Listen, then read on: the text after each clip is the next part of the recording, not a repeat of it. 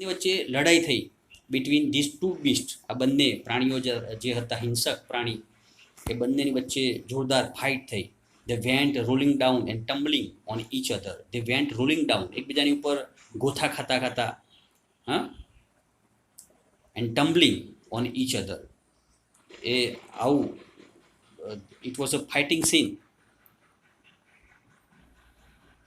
In between the story, Ramsey told Alibai that the mother instinct of protecting her or young ones is very strong. Here in between the story, અહીંયા જ્યારે Alibhai story કહેતા હતા એ વખતે Ramsi interrupted. અહીંયા વચ્ચે રામસી બોલ્યા, એવું બોલ્યા, શું બોલ્યા? To Alibhai that the mother instinct એટલે હિયર પરીક્ષામાં પૂછાયું, ઇન્સ્ટિંક્ટ એટલે ઇન્ટ્યુશન, સહજ વૃત્તિ, intuition. Instinct of protecting her young ones is very strong. કોઈ બી મધર હોય, ચાહે પ્રાણી હોય, મનુષ્ય હોય, એ કોઈ બી મધર હોય, એની જે સહજ વૃત્તિ હોય, શાની સહજ વૃત્તિ? Of protecting her young once, પોતાના જે બચ્ચા હોય એ બચ્ચાઓને બચાવવા માટેની જે સહજ વૃત્તિ હોય ઇઝ વેરી સ્ટ્રોંગ, બહુ જ મજબૂત હોય. She can do anything to protect the cubs, પોતાના બચ્ચાઓને બચાવવા માટે એ ગમે તે કરી શકે, ગમે તે હદ સુધી જઈ શકે, પોતાનો જીવ એ આપી દે, પરંતુ બચ્ચાઓને એ કશું થવા દે નહીં. So she is always ready to fight unto death for it. જો unto death for it, કોઈ બી મધર હોય એ પોતાના બચ્ચાઓને બચાવવા માટે ઓલવેઝ રેડી, તૈયાર હોય ટુ ફાઇટ, લડવા માટે, unto the death સુધી, મૃત્યુ સુધી એ પોતાના બચ્ચાઓને બચાવવા માટે પોતાનો જીવ આપી દે, ત્યાં સુધી એ લડવા માટે તૈયાર હોય. The mother leopard was knocking down the bear. The mother leopard was knocking down the bear, જે માદા હિમચિત્તા હતી એ નોકિંગ ડાઉન ધ બેર, જે રીંછ હતું એને વારંવાર નીચે પાડી રહ્યું હતું. So the fighting was going on, fighting ચાલુ જ હતી. And the whole valley echoed with the sounds of their fight.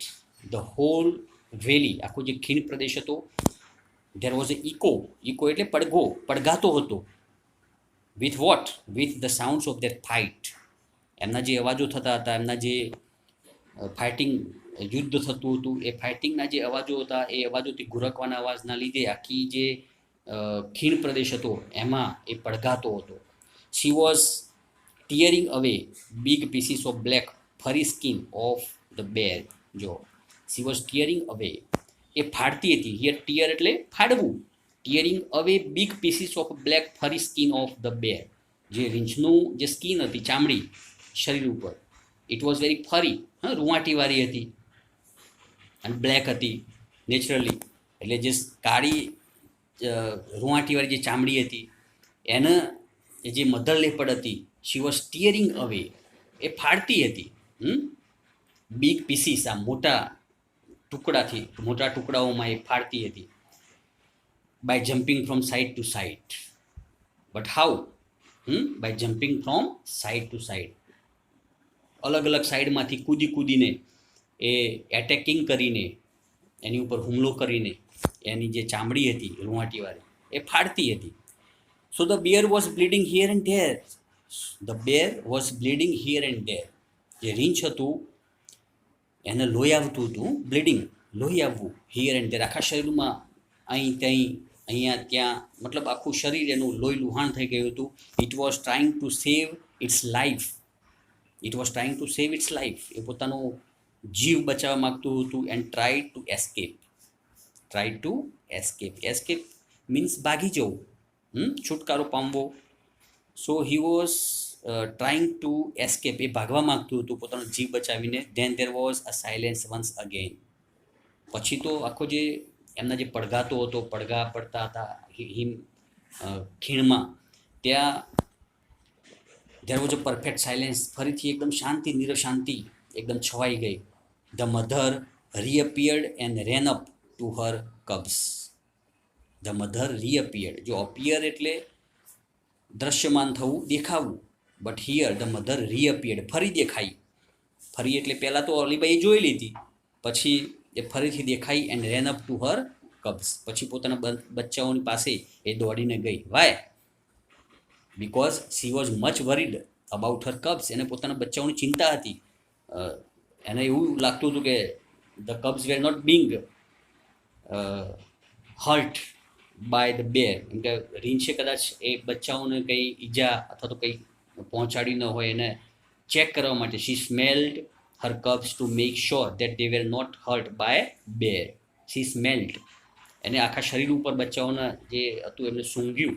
Two make sure, એને ખાતરી કરવા માટે that they were not hurt by bear, કે રીંછે કંઈ એમને ઈજા અથવા તો કંઈ નુકસાન પહોંચાડ્યું નથી. Then they three climbed up the mountain and disappeared.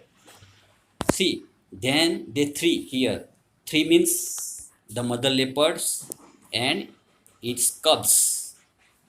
The whole family of the leopard, snow leopard, climbed up the mountain. પર્વત ચડી ગયા લોકો ફરીથી. and disappeared. Once again અદ્રશ્ય થઈ ગયું આખું family. So here Alibhai at last in the end tells that the coming of the bear was a blessing for me. See, here in the end Alibai, what does he tell? He tells that the coming of bear, રીંછનું આવવું, રીંછનું આગમન થવું, was a blessing for me. મારા માટે ખરેખર એક આશીર્વાદ હતું. Blessing here means આશીર્વાદ. જો રીંછ આવ્યું તો એના લીધે મારો જીવ બચ્યો.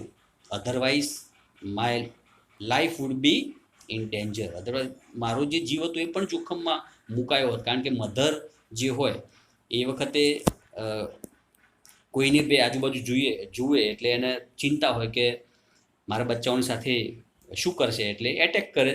એટલે આ રીંછનું આવવું, it was a really blessing for me because it saved me, it saved my life. એને મારો જીવ બચાવ્યો, મારું જીવન બચાવ્યું. Alibhai thanked God for saving the cubs and him too at last.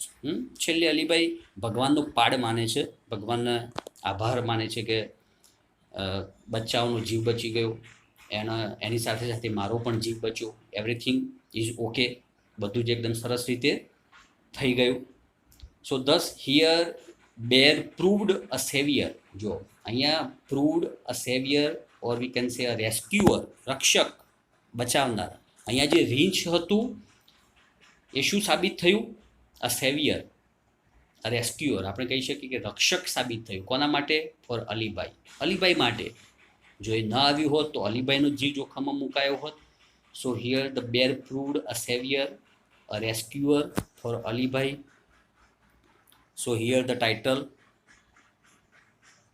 is very appropriate, we can say the wild savior. અહીંયા જે wild હતું, વાઇલ્ડ કોણ હતું? બેર. એ જંગલી પ્રાણી હતું. એ અલીભાઈ માટે એક જીવ બચાવનાર, એક રક્ષક, રેસ્ક્યુઅર એ સાબિત થયું. Otherwise his life also would be in danger. નહીતર એમનો જીવ પણ જોખમમાં મુકાયો હોત. So here friends the story ends. Thank you very much. Jai Hind, જય ભારત.